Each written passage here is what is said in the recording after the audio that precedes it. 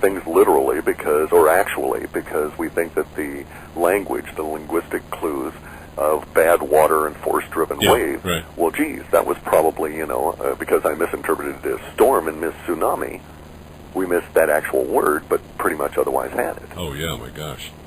Yeah. Clif, can you share some of the other things, interesting, shall we say, things that you have been able to pick up just recently? Well, we've come into a period where it looks like, in a general sense, and tell me if we've discussed this before, that we've got a generalized building of emotional tension within the populace of the USA that will occur with a couple of fairly large up and down jumps, but mostly a pretty steady upward build through the fall and into early December.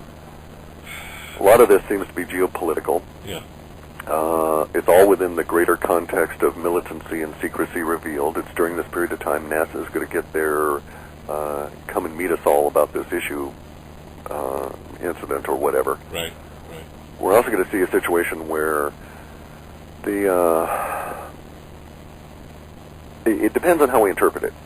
If we're really bold, we'll say that the Bushista entity is indicating that that small fraction of the population that worships Bush and his gang of cronies are in for a real hard time, because they're going to go from a period of rampaging confusion to disintegration and dissolution.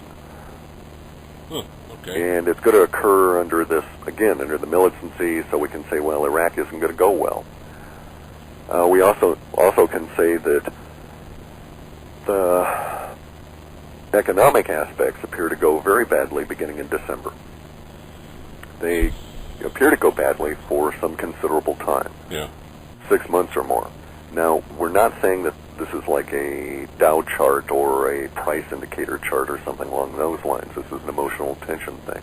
We build up emotional tension in the populace over the fall, and then we have a release in early December, and then a brief response snap-back rise of a couple of days or a week, and then a gradual step-by-step down at a fairly steep angle.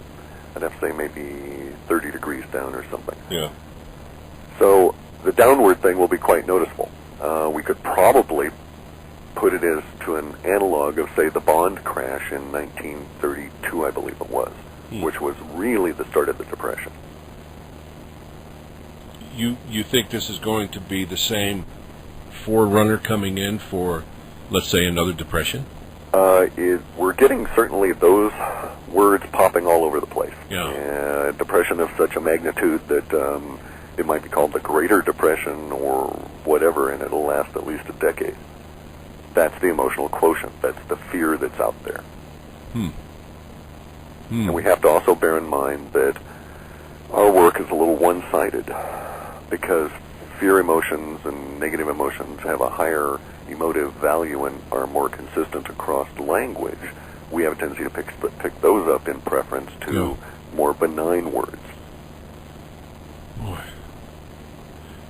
In the runs, and I know you're finishing one up this weekend, aren't you? Correct, part 6, which will do all the small entities and such, yeah. Yeah. The main area that you have been checking for, if I understand it, has been economic, hasn't it, this time, primarily? Yes. Unfortunately, we always find that serendipitously, that is never the largest entity. But that was indeed our goal. Yeah. Our primary backers are economically focused and pay very large amounts of money for our bandwidth. And so we owe them the courtesy and the service of scoping that out as much as possible. Right. Saved some of them on dollar deals here recently. What's that? Oh, there were a couple of foreign providers for bandwidth here had been informed by some people that, now is the time to go heavily against the dollar.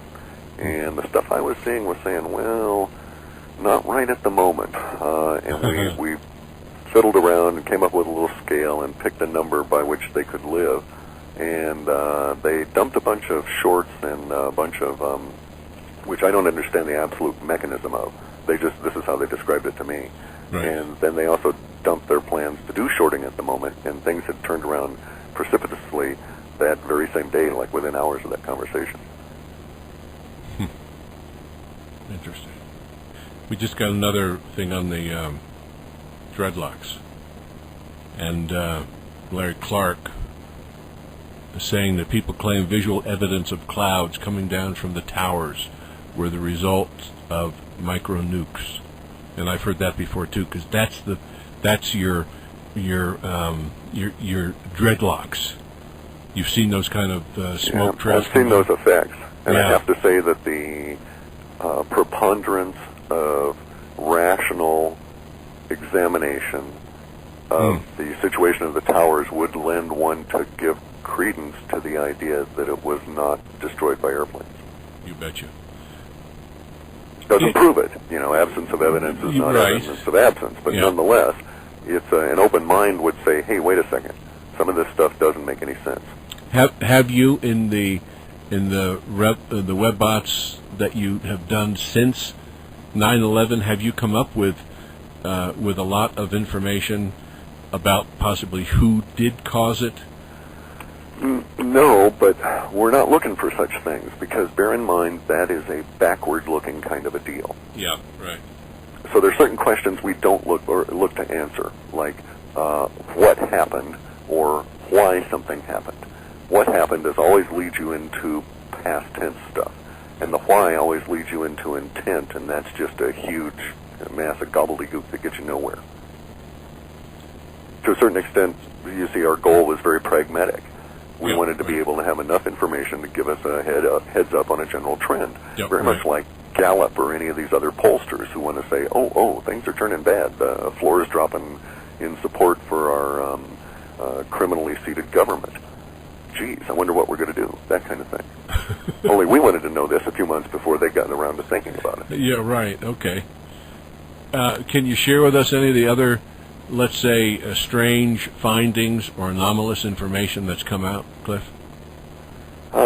There's a great deal of it, so you'd have to be more specific if you've got an area that you want to discuss. Well, obviously, it's always interesting economically. If the world is going to drop the dollar and go straight to the euro or whatever. It doesn't quite look to happen that way. We have to stop and say that one of the natures or the very nature of what we do, let's go back to the science of yoga. They Yeah. say you'll never master anything without a correct knowledge of its essential nature. Okay. And that's a good statement for anything in Yeah. life. Okay. And that does not mean reductionism necessarily. I have people that are occasionally trying to get me to do things where they want me to do what's known as system of systems thinking. And it's the ability to visualize a complex system in your head and move it around bits and pieces and look and see where potential flaws or faults may lay, this kind of thing. Very much like what I did for Microsoft with the SMS. Very complex system. I didn't write the code. I came on in and examined it afterwards and had some thoughts about how it could be improved. So the system of systems thinking allows one to approach things like the data gathering and come up with a lot of information. It also, to a certain extent, precludes one from focusing too much on certain details. But we do get weird hints of stuff because, of course, people talk about stuff all the time. Like, for instance, just as in a current immediacy value, the suggestion currently is running around that if one wanted to avoid an alien abduction situation, one should have a large dog that lives with them and sleeps with them in the bedroom.